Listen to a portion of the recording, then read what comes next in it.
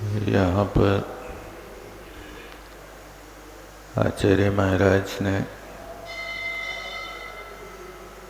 गाथाओं में यह अभिप्राय रखा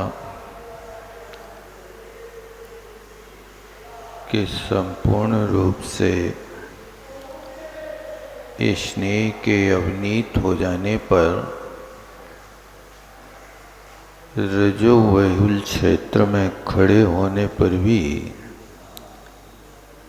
उस शस्त्रों से व्यापार करता हुआ धूलि से लिप्त नहीं होता।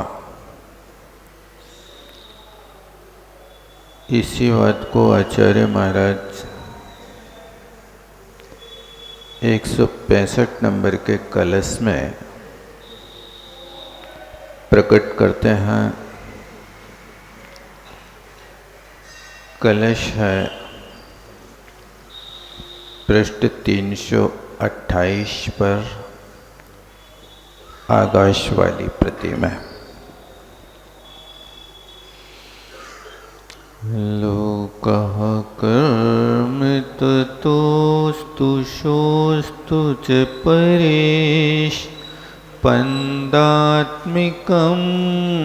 कर्म तत्।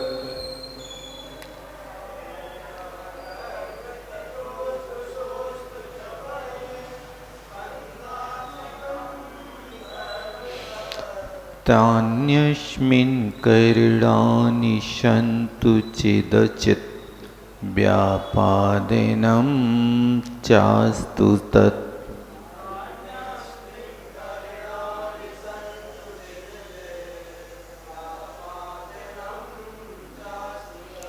रागादीनुपयोग भूमिमनयन् ज्ञानं भवन् केवलम्।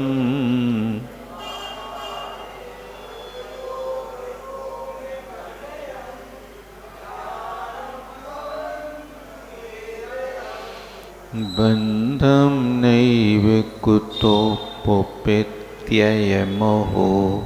सम्यग् दृगात्मा ध्रुवम्।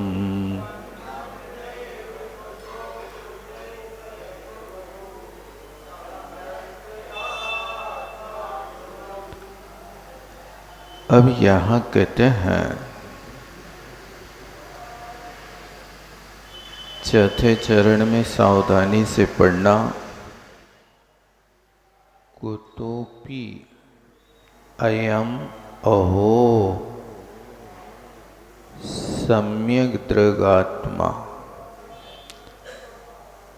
संधि विच्छेद करके पढ़ लेना ताकि पढ़ने में सरलता हो जाए। तो यहाँ कहते हैं लोकाः कर्म ततः अस्तु सो वस्तु।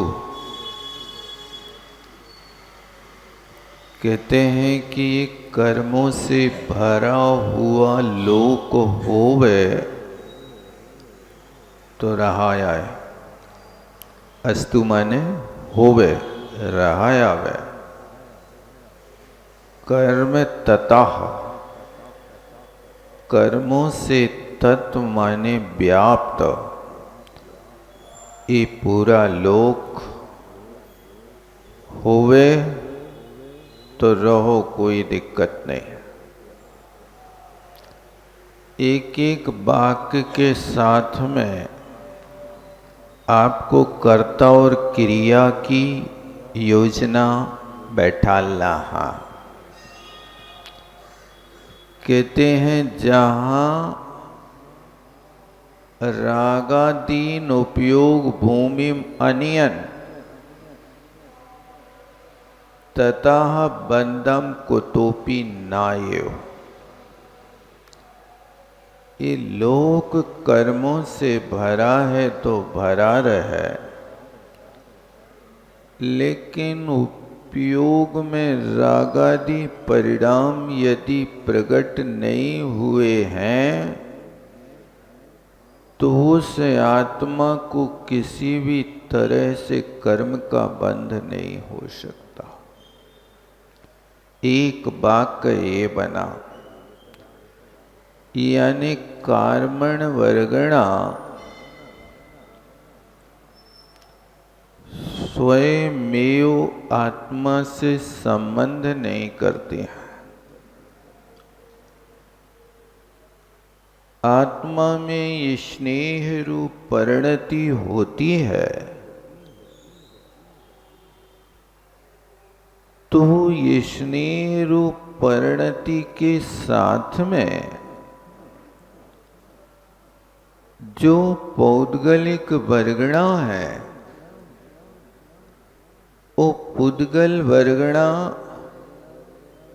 और स्नेह का संबंध होने पर एक तीसरी पर्याय उत्पन्न हो जाती है। आप देखते हैं, आपने शरीर में तेल लगाया, वो बाजार में निकल गए और बाजार से लौटने के बाद आते हैं और देखते हैं तो शरीर के जिस अंग में ये स्नेह था, शरीर का जो अंग अनावरण था, उस पर धूली चिपकी और आपने हाथ पे हाथ फेरा तो वहां से जो धूली और तेल की मिली हुई अवस्था मैल निकली, वो एक तीसरी पर्याय बन गई। तेल स्वतंत्र था, धूली कण स्वतंत्र थे, लेकिन अब यहाँ पर तेल और धूली का संयोग मिला तो वो आकर के चिपका है। अभी आपको मैल के रूप में दृष्टिगोचर नहीं हो रहा, लेकिन जब आपने यूं हाथ फेरा, हाथ फेरते ही वो हाथ में चिपक गया और आपने यूं मसल दिया तो बत्तियां बन करके निकलने लगी। ये बत्तियां तुमने लगाई थी पहले से क्या शरीर में? नहीं, लगाया तेल था और निकल रहा है कोई दूसरा द्रव्य। इसी तरह आत्मा में राग की परिणति और आत्मा से बाहर की पुद्गल की परिणति, जब इन दोनों का संयोग हो गया तो एक ज्ञानावरणी की प्रकृति बन गई। अब उस ज्ञानावरणी की प्रकृति के पास इतना पावर हो गया कि वो आत्मा के ज्ञान गुण को ढकने में ऐसी समर्थ हो गई, जैसे आपने प्रतिमा के ऊपर पर्दा डाल दिया तो वो पर्दा या प्रतिमा के दर्शन नहीं होने दे रहा। इसी तरह वो पुद्गल वर्गणा मिल मिल करके इतना बड़ा पर्दा बन गया कि ये ज्ञानावर्णीय प्रकृति बन गई, जिसने ज्ञान को आवरित कर दिया, माने ज्ञान गुण को, आत्मा के गुण को ढक दिया। ये होता है बंध की प्रक्रिया। तो कहते हैं यदि रागादि नहीं है तो पूरे लोक में भरी हुई पुद्गल वर्गणा तुम्हें बंध का कारण नहीं हो सकती है। फिर दूसरा वाक्य कहते हैं परिस्पंदात्मकम कर्म तत् रागादि उपयोग भूमि अनियन। अब दूसरी चीज कहते हैं परिस्पंदात्मक, माने योग की प्रवृत्ति को परिस्पंदन कहते हैं। योग हमेशा परिस्पंदन रूप होता है, इसलिए परिस्पंदन की क्रिया भी कर्म के बंध का कारण नहीं है। परिस्पंदन हो और राग ना होवे तो ऐसे योग को ईर्यापथ आश्रव कहते हैं। और वो ईर्यापथ आश्रव ऐसा है कि आता और चला जाता है। जैसे बरसात में आपने देखा हो, घर के ऊपर एक मिट्टी का खपरा छाया हुआ है और एक घर के ऊपर टीन लगा हुआ है। यदि मिट्टी के खपरा के ऊपर पानी गिरता है तो वो पहले खपरा पानी को पकड़ लेता है। पानी की कुछ बूंदें उस पर गिरती हैं तो वे बहती नहीं हैं, वे उसी में सूख जाती हैं, समा जाती हैं। लेकिन टीन के ऊपर ये नहीं होता। टीन के ऊपर यदि एक बूंद भी पानी गिरा है तो वो नीचे खिसका देगी। क्या कारण है? एक कारण है कि मिट्टी के पास पानी को पकड़ने की योग्यता है। इसी तरह कसाय और योग बन गया, दोनों का मिश्रण हो गया तो वो सांप्रायिक आश्रय हो गया। वो मिट्टी के खपरा की तरह बन गया। और जहां पर कसाय रहित योग है वो टीन के ऊपर पड़ी हुई पानी की बूंद की भांति वो स्वीकार नहीं करता। यदि उसमें बहने की योग्यता नहीं होगी तो वो पानी की बूंद उस टीन पर मोती की भांति पड़ी रहेगी, लेकिन टीन अपने अंदर उसको ग्रहण नहीं करता। तो टीन को समझो ईर्यापथाश्रव और खपरा को समझो सांप्रायिक आश्रव के सांप्रायिक आश्रव होगा तो वो कसाय मिश्रित योग बंध का कारण होगा, और ईर्यापथाश्रव होगा तो वो बंध का कारण नहीं होगा। इसलिए आचार्य महाराज लिखते हैं कि परिस्पंदात्मक कर्म बंध का कारण नहीं है। ना तानी अस्मिन् करणानि, इसमें अनेक प्रकार के कारण भी बंध के कारण नहीं है। और चिद अचिद व्यापादनम चास्तु तत्, कहते चित और अचित द्रव्य का व्याघात होवे तो भी बंध का कारण नहीं है। क्यों नहीं है? क्योंकि रागादीन उपयोग भूमिम अनयन, रागादि परिणाम को उपयोग की भूमि में प्राप्त नहीं कराया जा रहा है। और जब रागादि उपयोग में उत्पन्न नहीं होते हैं तो ज्ञानम भवन केवलम, वो सिर्फ ज्ञान ही होता है। और जहाँ ज्ञान होता है वहाँ बंधम नैव कुतोपि उपैति। अयम अहो, देखो आचार्य महाराज कहते हैं ओहो बड़ी अद्भुत बात है।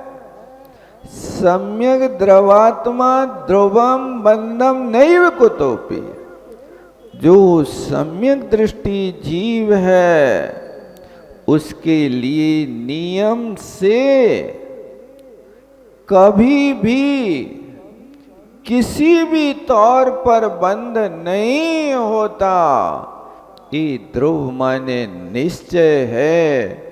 यहाँ पर अहो शब्द दिया, ये आश्चर्यकारी है कि देखो सम्यक दृष्टि की कैसी क्रिया है। वो यहाँ पर लोक में रह रहा है, योग के बीच में रह रहा है, करणों के साथ रह रहा। करण का अर्थ इंद्रियां हैं, उन इंद्रियों के बीच में पड़ा है। चेतन अचेतन का घात हो रहा, बस राग के अभाव में उसको बंध नहीं होता। सो कहते अहो सम्यक दृग आत्मा ध्रुवं महात्म्यं। इस सम्यक दृष्टि आत्मा का अद्भुत महात्म्य है, अद्भुत कला है कि वो सब कुछ करता हुआ भी ये क्रियाएं नहीं हो पाती हैं। इस सम्यक दृष्टि के लिए यहाँ कहा गया है। तो यहाँ इतनी बात ध्यान रखना, इस कलश का भाव ये है कि सम्यक दृष्टि का अद्भुत महात्म बताया जा रहा है। देखो सम्यक दृष्टि कहने से इस प्रसंग में सम्यक दर्शन के अविनाभावी ज्ञान और चारित्र को भी पकड़ना। यहाँ समय सार में जिस सम्यक दृष्टि को बंध का निषेध कहा जा रहा है, उस सम्यक दृष्टि को चारित्र के बिना नहीं पकड़ना। नहीं तो लोग चतुर्थ गुण स्थान वर्ती जीव को ही सम्यक दृष्टि समझते और किसी दूसरे को सम्यक दृष्टि नहीं समझते। मुनि महाराजों को भी सम्यक दृष्टि कहना पसंद नहीं करते, मुनि महाराजों को संयमी कहते हैं। ये बात सत्य है, लेकिन यहाँ समय सार की शैली को समझना। यदि समय सार की शैली में तुमने सम्यक दृष्टि नाम सुनते ही अविरति सम्यक दृष्टि को लगा दिया तो फिर बहुत बड़ा घोटाला खड़ा हो जाएगा। तुम स्वच्छंद हो जाओगे और कहोगे कि मैं तो सम्यक दृष्टि हूँ, मेरे को कभी बंध नहीं होता। और तुम खूब धड़ल्ले से अपने मन वचन काय की क्रियाएं कर हो, चाहे दिन में हो चाहे रात में हो, बस ठूंसते जाओ, खाते जाओ। क्योंकि आत्मा नहीं खा रही, मेरी आत्मा तो पुष्कर पलाशवत निर्लेप है, बंद होता ही नहीं है। मैं तो सम्यक दृष्टि हूँ। और सम्यक दृष्टि के लिए तो कहा कि कीचड़ में पड़ा हुआ सोने की तरह बिल्कुल शुद्ध है। एक कीचड़ में पड़े हुए सम्यक दृष्टि का दृष्टांत वीतराग सम्यक दृष्टि का है। अविरत सम्यक दृष्टि कैसे कर्म बंध की प्रक्रिया से बच सकता है, आप बताओ। इसलिए छल ग्रहण नहीं करना कि आपको यहाँ सम्यक दृष्टि कहा और तुम अपने आप को सम्यक दृष्टि मान करके बैठ गए और हम कछु भी क्रिया करते रहे, हमें बंध नहीं होता। ऐसा तुम डूबोगे कह करके, और जिन लोगों को कहोगे बेचारे वे भी डूब जाएंगे। क्योंकि उनने यदि आपको आदर्श बना लिया तो आदर्श बनाने पर वे भी तुम्हारे जैसा आचरण करेंगे। ये आचरण विपरीत आचरण है। ऐसा मत कहना कि आप खा रहे हो तो आप कहो कि मैं नहीं खा रहा, ये तो जड़ की क्रिया है। ये बहुत बड़ा छल ग्रहण कर लिया लोगों ने। तुम नहीं खा रहे, जड़ की क्रिया खा रही है। यदि जड़ की क्रिया में खाने की योग्यता होवे तो ये पाटा में एक दो रोटी खिला के बताए कोई माई का लाल। जड़ की क्रिया तो जे है, जड़ तो जे है। माई को दूध पिला के बताए कोई, ये जड़ की क्रिया है। तो यहाँ पर ये छल ग्रहण कर रहे हैं जड़ की क्रिया को कह कर के मैं नहीं खा रहा, जड़ खा रहा है, मेरी आत्मा तो शुद्ध बुद्ध है। अरे कीचड़ में पड़ी आत्मा शुद्ध बुद्ध तुम्हारी कैसे हो सकती है बताओ तो आप। शुद्ध बुद्ध आत्मा तो वो होती है जो आत्मा द्रव्य कर्म नो कर्म भाव कर्म से रहित है, वो शुद्ध है, वो ज्ञानी है। जिनका ज्ञान ही शरीर है वे शुद्ध आत्मा है। तुम्हारा ज्ञान शरीर नहीं है, तुम्हारा तो औदारिक शरीर है। तुम्हारा तो बहिक्रियक आहारक आदि शरीर भी हो सकता है। अब यहाँ पर ज्ञान शरीरी के विशेषण यदि औदारिक शरीर के साथ लगा देते हो तो ये तुम गड़बड़ करने लगे। इसको सिद्धांत को नहीं समझा, इसलिए ये सम्यक दृष्टि यहाँ का वो ही है। देखो आचार्य महाराज कह रहे हैं कि रागादि जिसकी उपयोग की भूमि में नहीं हो रहे हैं, अब यहाँ अविरत सम्यक दृष्टि के पास तो भैया स्थूल राग बैठा है। रामचंद्र जी छायिक सम्यक दृष्टि थे, लेकिन वो छायिक सम्यक दृष्टि की पत्नी गुम गई। अब वो बेचारा उस पत्नी को ढूंढने के लिए कैसे आकुल व्याकुल हो रहे हैं। जंगल में पेड़ों से पूछ रहे हैं कि हे वृक्षराज तुम लोग यहाँ खड़े हो, बताओ हमारी सीता कहाँ चली गई। अब इस सम्यक दृष्टि को सीता के ढूंढने में जो आकुलता हो रही वो बंद हो रहा है कि निर्जरा हो रही, बताओ क्या हो रहा है। निर्जरा हो रही हुई है। पक्षियों से पूछ रहे हैं हे बायस, हे कौआ, तुम देश विदेशों में उड़ करके जाते हो, कहीं हमारी सीता देखी हो तो बता दो। ये सारे के सारे कार्य हो रहे हैं और जैसे बने तैसे सीता को पाने का पुरुषार्थ चल रहा है। वहां पर सीता की खोज में बैठे थे, एक व्यक्ति और आ गया जिस व्यक्ति के ऊपर भी इसी जैसा संकट आ गया था। वो व्यक्ति सुग्रीव था, जिस सुग्रीव के ऊपर संकट ये आ गया कि एक साहस गति नाम की विद्याधर ने एक रूप परिवर्तनी नाम की विद्या सिद्ध कर ली।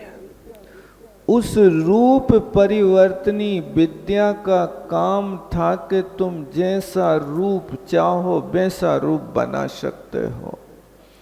तो वो साहस गति विद्याधर बहुत पुराने राग की भूमिका में पड़ा, सुतारा के साथ विवाह करना चाह रहा था, लेकिन सुतारा का विवाह साहस गति से ना हो करके सुग्रीव से हो गया। वर्षों का काल व्यतीत हो गया, बहुत लंबा काल व्यतीत हो गया, लेकिन साहस गति सुतारा का राग नहीं छोड़ सका। अब इसके बाद वो उस प्रक्रिया में उपाय में लगा रहा। देखो एक स्त्री को पाने के लिए उतने कितने वर्ष उपाय करे, विद्या सिद्ध करी, साल 6 महीना की बात नहीं थी।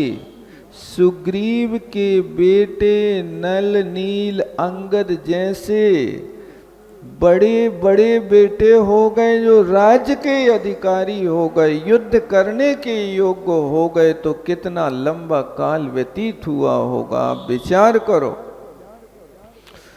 अब जैसे विद्या मिली उसको, तो सुग्रीव ने अपना रूप परिवर्तन किया, उस साहस गति का रूप के ऊपर उसने सुग्रीव का रूप बना लिया, कवच धारण कर लिया। अब सुग्रीव का रूप बना करके वो सुतारा के पास आ गया, सुतारा पर भी अधिकार कर लिया और राज्य पर भी अधिकार कर लिया। उस समय सुग्रीव कहीं बाहर गया था, जब वो वहां से लौट करके आया तो देखा राज सिंहासन पे तो दूसरा सुग्रीव बैठा। ये क्या हो गया? वहां वो सुग्रीव साहस गति सुतारा के पास गया तो उसकी दुष्चेष्टा से सुतारा ने समझ लिया कि ये कोई पापी दुष्ट आत्मा है। मेरा पति तो धर्मात्मा, तद्भव मोक्षगामी, सरल स्वभावी, करुणामयी, परिणाम ऋतु काल में दूर रहने वाला था, ये जरूर ऋतु काल में यदि आ रहा है तो ये सुग्रीव तो नहीं, ये कोई पापी है। ऐसा निर्णय करके सुतारा ने अपने बेटे से कहा और बेटे ने उसके लिए अंतापुर के रास्ते बंद कर दिए। राज्य सिंहासन पे तो बैठा है और जिस समय सुग्रीव आया तो साहस गति ने उस सुग्रीव से लड़ना कर प्रारंभ किया, युद्ध प्रारंभ कर दिया और सुग्रीव हार गया। वो बेचारा यह परेशान हो करके इस बात की फिराक में था कि खरदूषण को किसने मारा। अब वो खोजते खोजते लक्ष्मण के पास पहुंचा और लक्ष्मण राम के पास पहुंचे तो राम के सामने जब सारी कहानी सुग्रीव ने कही तो राम कहते हैं, ओहो ये तो हमसे ज्यादा दुखी है, हमारी स्त्री का तो कोई ने हरण किया है, चोर ले गया, पता नहीं कौन ले गया, लेकिन इसके यहाँ तो ये है कि इसके सामने चोर बैठा है, राजा बना बैठा है और इसकी पत्नी को वहां पर उपयोग करने वाला है, ये हमसे ज्यादा दुखी है। ऐसा सोच करके रामचंद्र जी ने अपने दुख को किनारे किया और उसके दुख को पहले दूर किया और उसके दुख को दूर करके फिर उसके बाद में आगे की कहानी लंबी है। मैं आपसे ये कहना चाह रहा हूं कि छायक सम्यक दृष्टि अविरति है, ये सब काम कर रहा और एक स्त्री को पाने के लिए अपने क्षेत्र को छोड़ करके विद्याधरों की नगरी लवण समुद्र को बांध करके और लवण समुद्र के बीच में 1,00,000 योजन भीतर जाकर के जहां पर त्रिकुटाचल पर्वत पर बनी हुई लंका नगरी, वहां पहुंच जाते हैं और वहां पहुंच करके घन घोर युद्ध हो रहा है। और ऐसे युद्ध करते हुई अवस्था में भी आज के लोग कह रहे सम्यक दृष्टि का भोग तो निर्जरा का कारण है। युद्ध में खड़े हुए लोगों के कभी निर्जरा होगी भैया, बताओ तो। निर्जरा के कारण तो देखो कि सम्यक दृष्टि, श्रावक, वीरता, अनंत, वियोजक, दर्शन, मोह, छबक के सूत्र पढ़ो। उनने ये लिखा कि सम्यक उत्पत्ति के समय गुण श्रेणी निर्जरा होती है, श्रावक को होती है, वृत्ति को होती है, अनंतानुबंधी की भी संयोजना करने वाले को होती। ये रणांगण में खड़ा हुआ यह सम्यक दृष्टि इन 11 पात्रों में बताओ कौन से पात्र में लगाओगे आप, जिसको निर्जरा कहोगे आप, किस में लगाएंगे बताओ?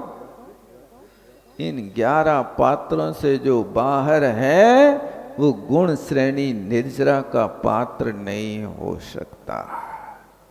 तो यहां जब भी सम्यक दृष्टि के लिए ये काम कहा जाए तो चारित्रवंत सम्यक दृष्टि को पकड़ना, हर किसी को नहीं पकड़ के बैठ जाना। लोक में प्रसिद्धि अविरत सम्यक दृष्टि की है, लेकिन जब गुड़ी स्थान को पकड़ो, मार्गणा को पकड़ो तो वहां विवक्षा अलग होती है और अध्यात्म का सम्यक दृष्टि अलग होता है। इसलिए यहाँ की भूमिका को समझना। तो ये लिखा यहाँ पर कि ये सम्यक दृष्टि का अद्भुत महात्म्य है।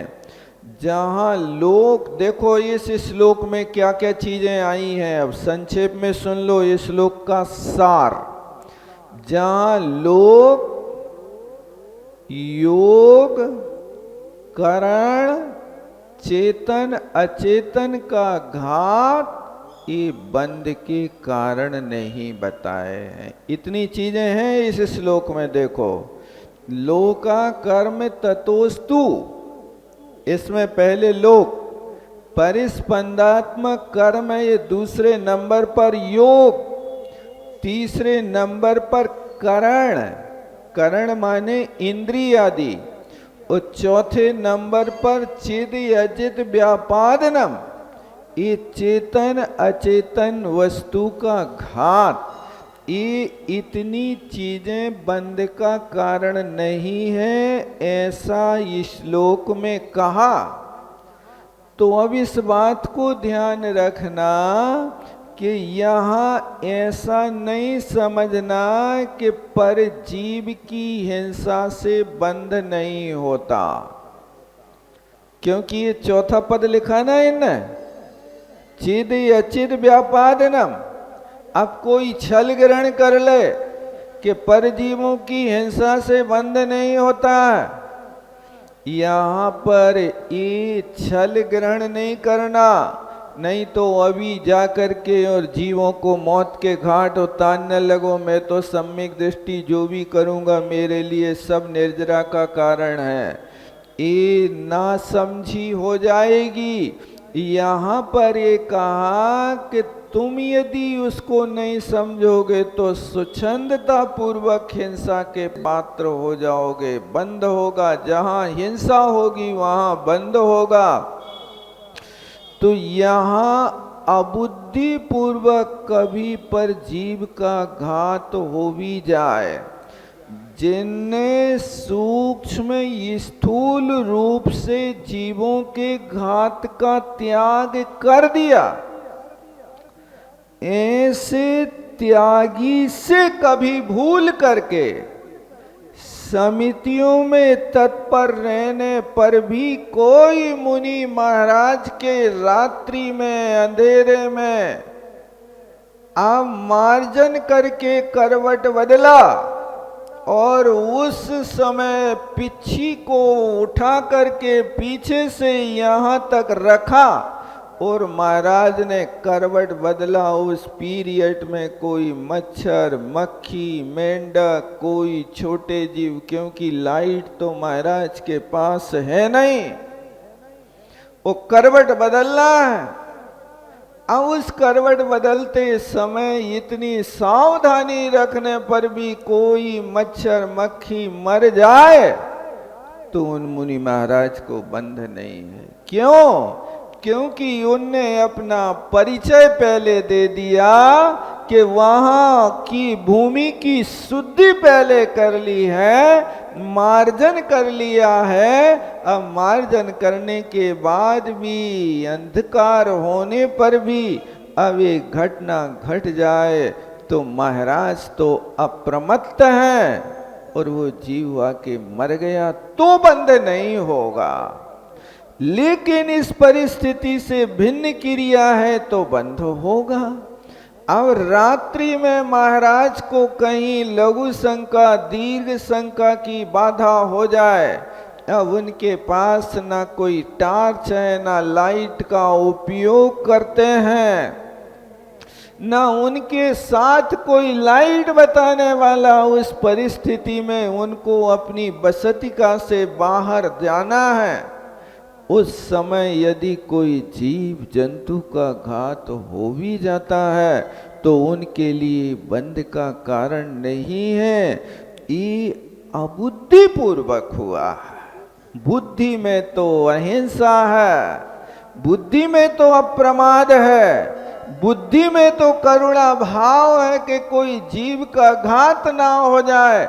जहां दृष्टि काम नहीं कर रही वहां पिच्छी काम कर रही है, पिच्छी को मार्जन कर करके आगे बढ़ रहे हैं। लेकिन उस परिस्थिति में हो जाए तो बेमुनि महाराज बंध के कारण नहीं है, ना कि कोई ग्रस्त के लिए कहा जा रहा, उसके लिए तो हमेशा बंद कर रहा, हो ही रहा। आचार्यों ने कहा है कि जिसके पास अविरति प्रत्यय है, अविरति प्रत्यय तो हमेशा बंध का कारण, वो भले ही हिंसा ना करे लेकिन उसके माध्यम से रागादि की परिणति बंध का कारण हो रही है।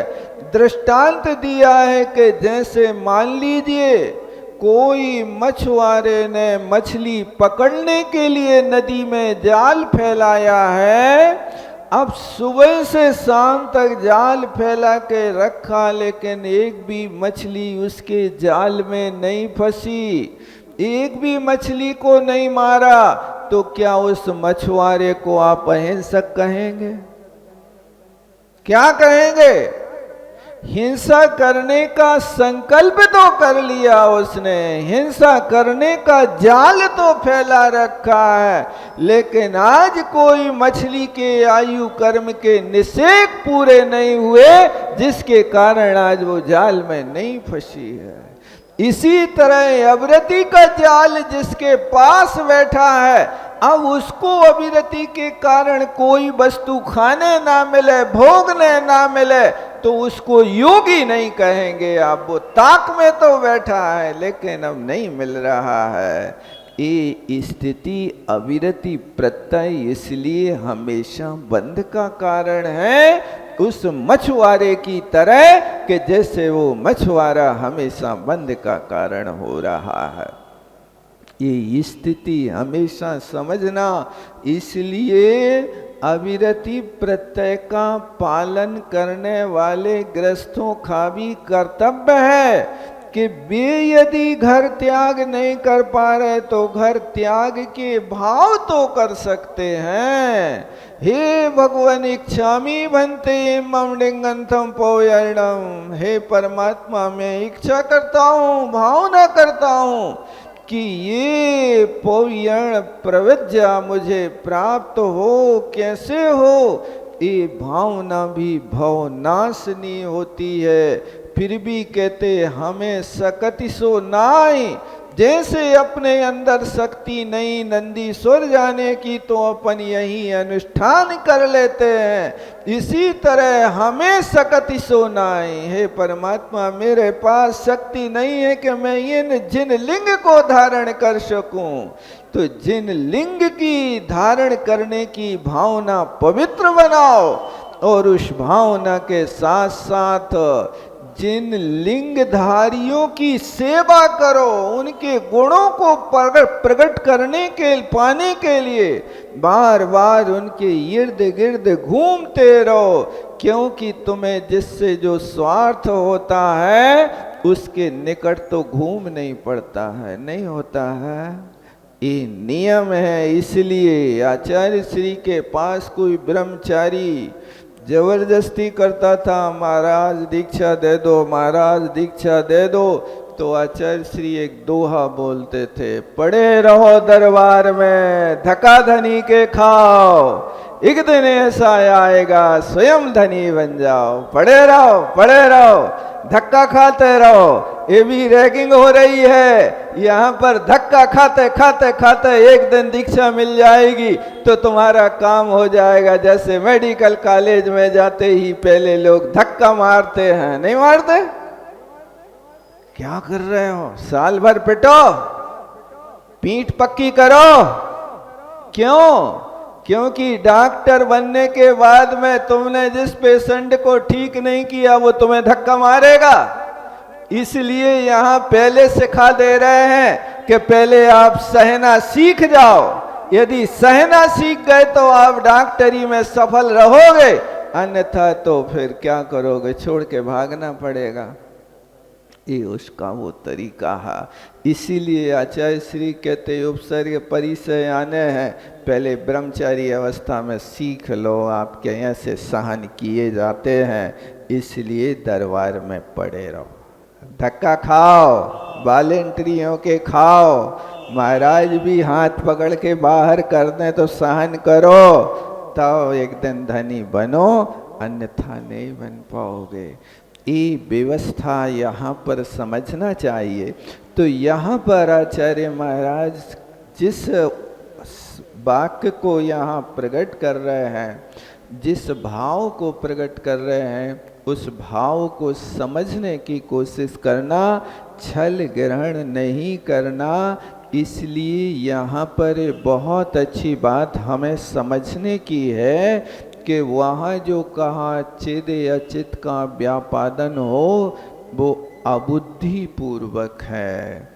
योगों का परिस्पंदन हो वो कसाय मुक्त योग की बात है।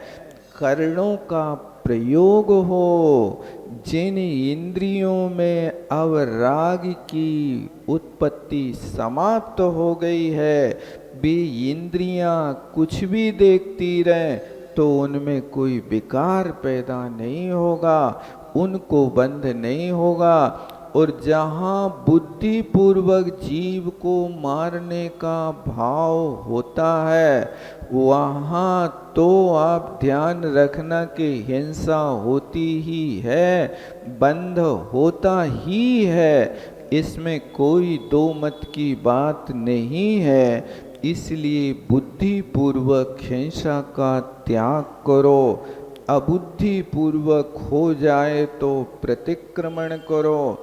मुनि महाराज कोई भी अशुभ क्रिया नहीं कर रहे, लेकिन दिन में 3 बार प्रतिक्रमण करते हैं। मिच्छा में दुक्कड़म, मिच्छा में दुक्कड़म, मिच्छा में दुक्कड़म। ये किसको मिच्छा कर रहे हैं महाराज? जो अबुद्धि पूर्वक दोष लगे हैं उनका और त्याग कर रहे हैं। बुद्धि पूर्वक होने वाले पापाचरण की क्रिया तो पूरी त्याग है, पूरी त्याग है, क्योंकि उनने सूक्ष्म और स्थूल दोनों प्रकार के पापों का त्याग किया है। अब अबुद्धि पूर्वक राग हो गया हो, राग बंध पदोषम च, राग हो गया, द्वेष हो गया, कहाँ हो गया हो? दब्बे, खेते, काले, भावे, ये 4 स्थान दिए हैं। ये चारों के चारों आधार हैं, सप्तमी विभक्ति है। किसी द्रव्य में यदि राग देश बंध पदोषम च, खेते किसी क्षेत्र में राग देश बंध पदोषम च, किसी काले, किसी भी काल में राग बंध प्रदोष हो गया हो, किसी भी समय भावों में विकृति आ गई हो, तो उसका मैं प्रतिक्रमण करता हूँ। ये जो हमारे पकड़ में नहीं आ रहा है उसका प्रतिक्रमण हो रहा है। और यदि पकड़ में आ जाए कि चींटी मर गई है तो फिर प्रायश्चित होता है, ये तप होता है। ये प्रतिक्रमण प्रायश्चित हमेशा करने वाला भव्य आत्मा, ऐसा समझो कि वो व्यक्ति अपने घर को हमेशा साफ सुथरा रखता है। आप अपने घर को, दुकान को, काउंटर को साफ करने के लिए हमेशा हाथ में कपड़ा लिए ही रहते हो। 2-4 ग्राहक निपटाए और फिर पोंछा मारो काउंटर पे, फिर किया, ये करते रहते, दिन भर पोंछते रहते हो। जैसी आप बाहर सफाई रखते हो, ऐसी सफाई आत्मा में भी रखने की कोशिश रखो। बाहर हाथ में पोछा है तो अंतरंग में, आत्मा में चढ़े विकार के लिए प्रतिक्रमण और प्रायश्चित्त का पोछा लगाओ। प्रतिक्रमण प्रतिपल मिच्छा में दुक्कड़म, मिच्छा में कान पकड़ो अपने दोनों हाथ से और मुख से बोलो मिच्छा में दुक्कड़म, और मन से पश्चाताप करो। तब ये मन वचन काया की तीनों क्रियाओं से प्रतिक्रमण होगा।